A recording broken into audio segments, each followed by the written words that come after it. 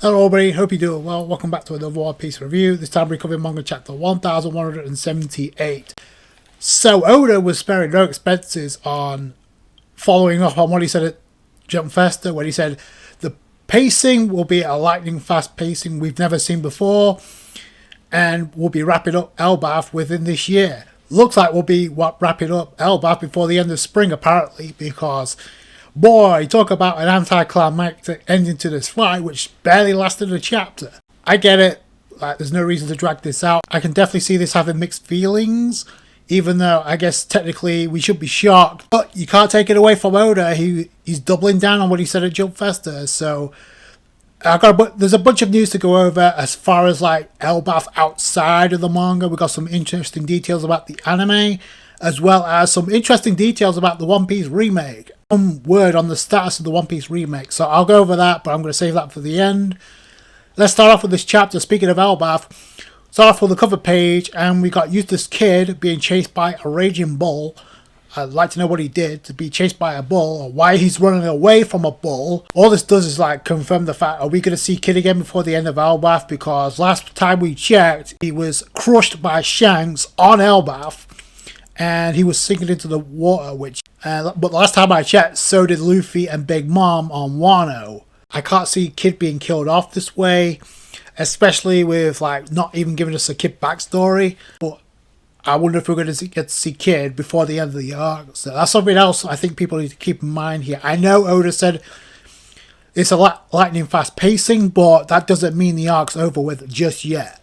Speaking of which, the chapter starts with Nami, Frankie, Sanji and Jinbei being greeted by Luffy, who's bringing Usopp and Brook back to them, because obviously they're nowhere near in the condition to help out here. So Luffy's like bringing them back. Luffy's like, take care of them. I like how Frankie's like, do you need a hand with this? Luffy's like, if things get worse, probably best to keep your distance, because Loki is going on the warpath. He's attacking, which is pretty much cue for like the anime to include. So the fight's already starting. So this is where the anime fills in the fine points. So obviously we're going to get to see that possibly in the anime. Meanwhile, Loki is in his Needhog form, is having trouble landing the attack on Gunko because he's too damn big and the size difference. So obviously Gunko's going to dodge that shit. Plus, it doesn't help that Loki's just spamming lightning blast breath, and Gunko's able to dodge that with ease. But Luffy comes in, he says, I'm going to be the one that blows you away. As it turns out, neither of them do. I'll get to that shortly. But meanwhile, you got Gunko hovering above, and she's talking about a rumor of a creature being sighted. Obviously talking about the Needhog form of Loki. Loki again, reference to the fact she's too damn tiny. Where's she at? Then Luffy comes in, but before he can attack, actually, Emu comes out from Gunko's body. Pause. Emu is separated from Gunko's body here. And, I mean, this is done for, like, plot purposes. But Emu's trying to use reverse dummy on Luffy and Loki, even though it has no effect whatsoever. So that's actually the biggest predictable outcome here. And even Emu says, oh, as I expected. So, reverse dummy doesn't work on Luffy and Loki, so you don't have to worry about rage baiting people with this. No, it's not going to have an effect on Luffy, on Loki, as far as we're concerned. Now, I kind of wonder if it's going to have any impact on any of the Straw Hats if Emu tries to pull this. But this just gives Luffy the opening to use Gama Gama no Don Gatling in Gear 5th. Lands an attack on Emu and obliterates Emu's body, but I'm pretty sure Emu's going to do just fine. But then in comes Loki, and he reverts to his normal form, in his base form, and he attacks with the Ragnar. But he uses Niflheim. Of all the attacks that Oda can come up with, he has him use Niflheim, the only attack that freezes their opponents. Gee, how convenient. Even though technically you got Emu separated from Gunko at this point in time. So I'll get to this in a second, but that pretty much ends the fight. And it confirms it ends the fight, because after this, Luffy reverts back to normal because he's maxed out. So we go to elsewhere on Elbaph, and really this is like wrapping up all the loose ends in the battle on Elbaph. So this is wrapping up the battle.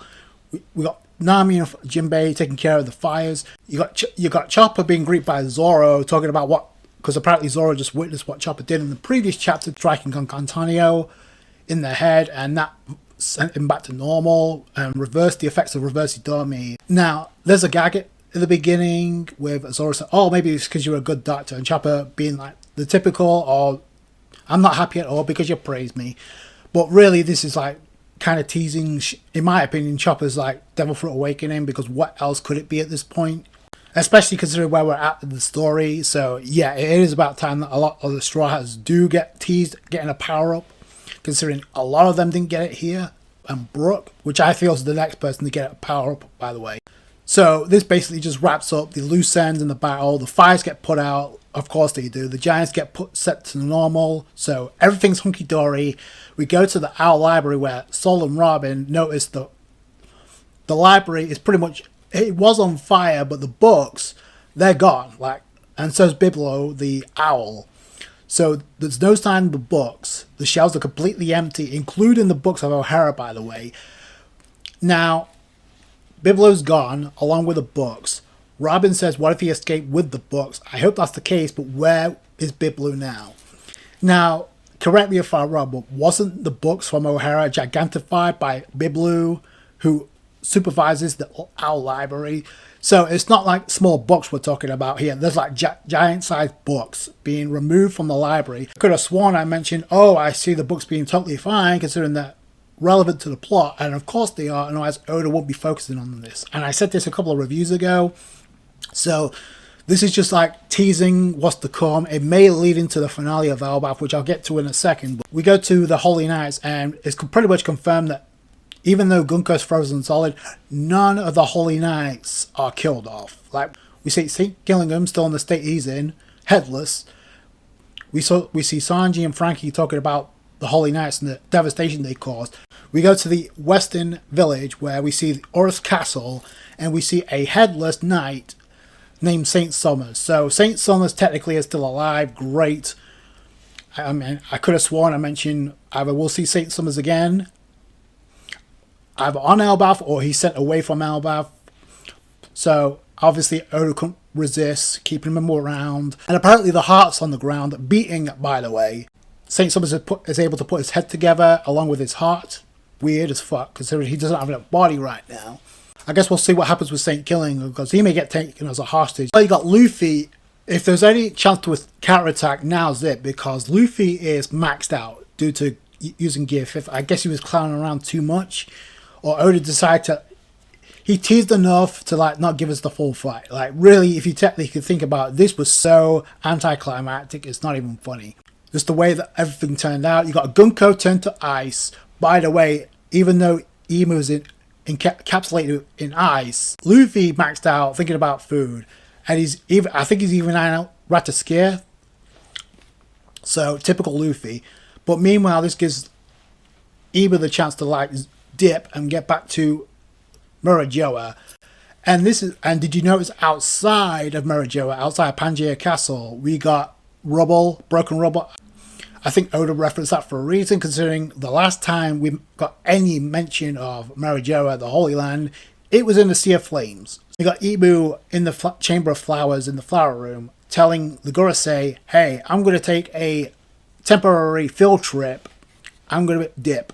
So basically, Imu just says, we got Imu basically saying to the Gorosei, Mu shall withdraw from the Holy Land for a brief period of time, temporarily, but he decides to give us the caption, is Imu's destination that place? No subtlety whatsoever from Oda. Like, gee, I wonder what he could be referring to. I'll get to that in a second, but that's how Oda decides to end the chapter.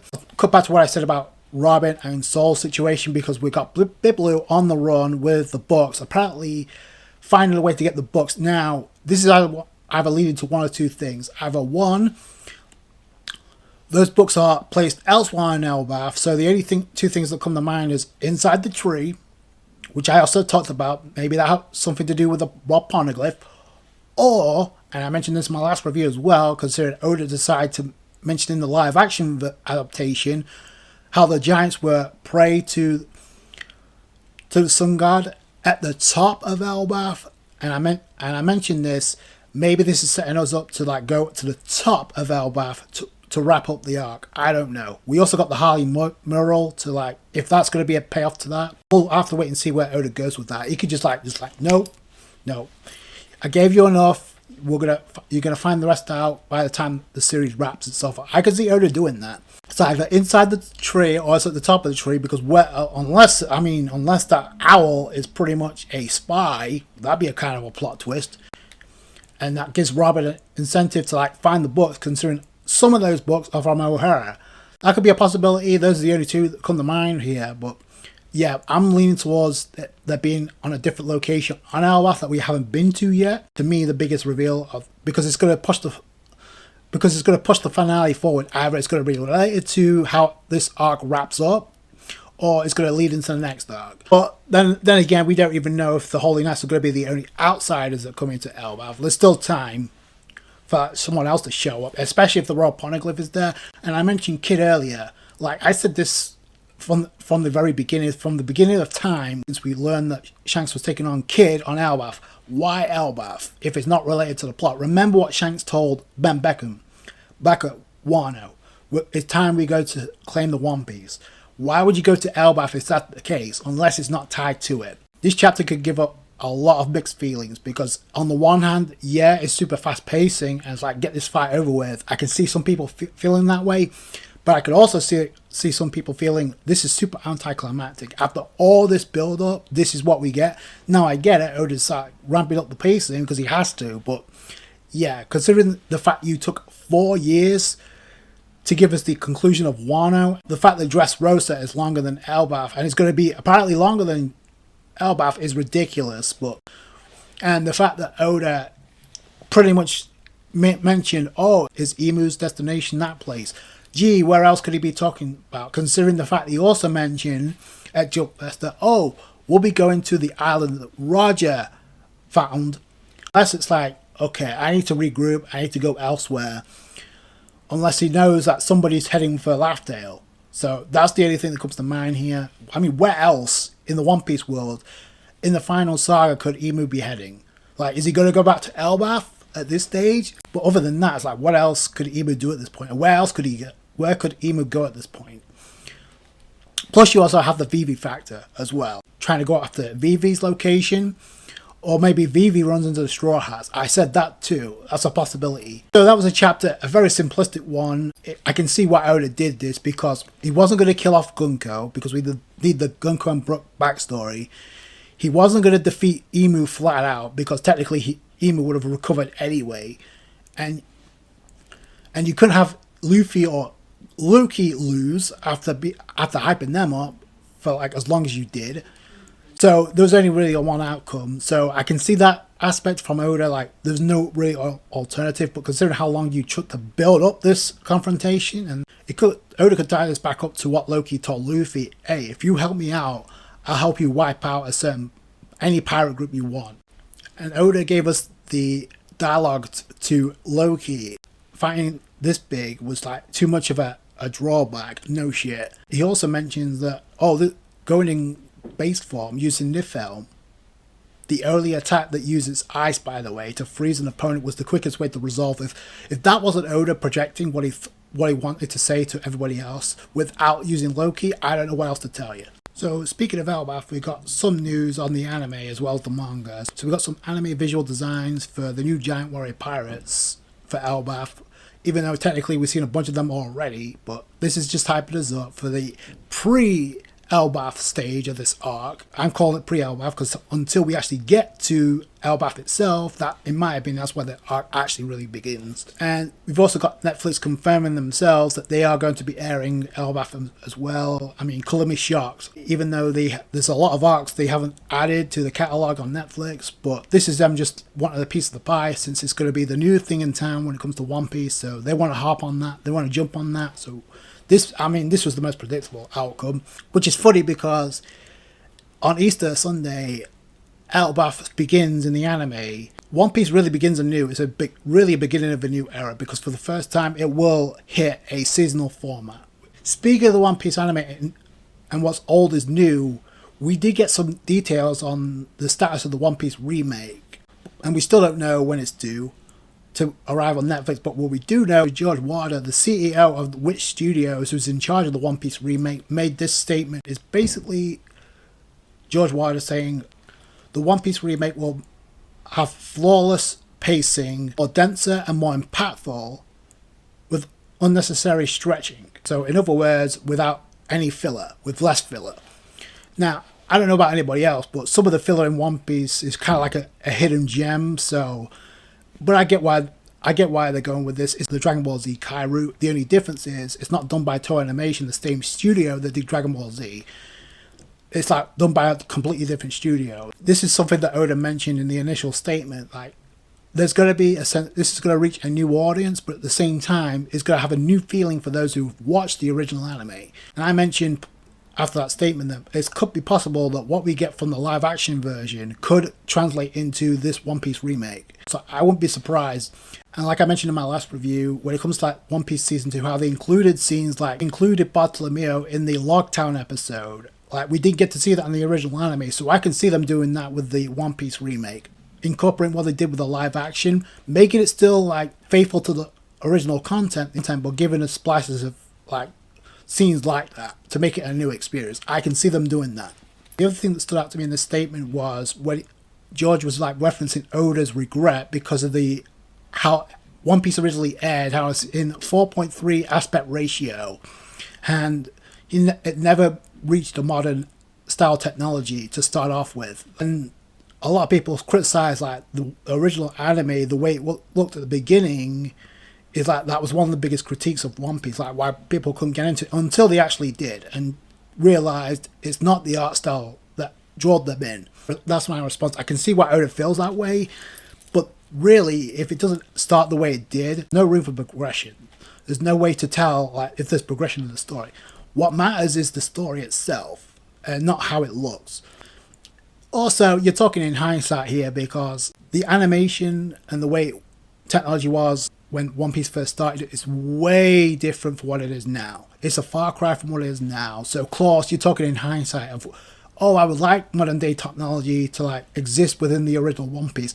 Yeah, it'd be nice to go back in time to take what you have and apply it there. We can't do that. And if One Piece doesn't start the way it does, like I said before, there's no room for progression. And to me, it's not about the art style. What matters to me is the story itself. And the art style does go a long way, but I don't think a lot of people have a problem with that. It's like it's just the way of the times it was back then. But to me, I don't think that's something to regret, honestly, because if it wasn't for that, look at where we're at now. And One Piece was popular even before we even got to Wano, and the way that animation changed from that. Like, One Piece was already popular because of the story itself. Yeah, it goes a long way, but it's not the end-all be-all. I think you're taking for granted the way that what the anime had to work with back then, and you also take it away from the voice actors. Like, me personally, I wouldn't have changed a thing. That was a statement that I made about One Piece remake. I'll give you my thoughts. Let me know yours in the comments below. And let me know what you think about this chapter overall. Did you think the ending to this fight, if you want to call it that, was anticlimactic as hell? I personally think so, but I understand why Oda chose to go this route. So that's going to do it for today, guys. Thank you so much for watching. Let me know what you guys think down below. If you enjoyed this video, you guys have to do with a thumbs up. I appreciate all your support. Catch you guys later. Thanks, guys. Bye.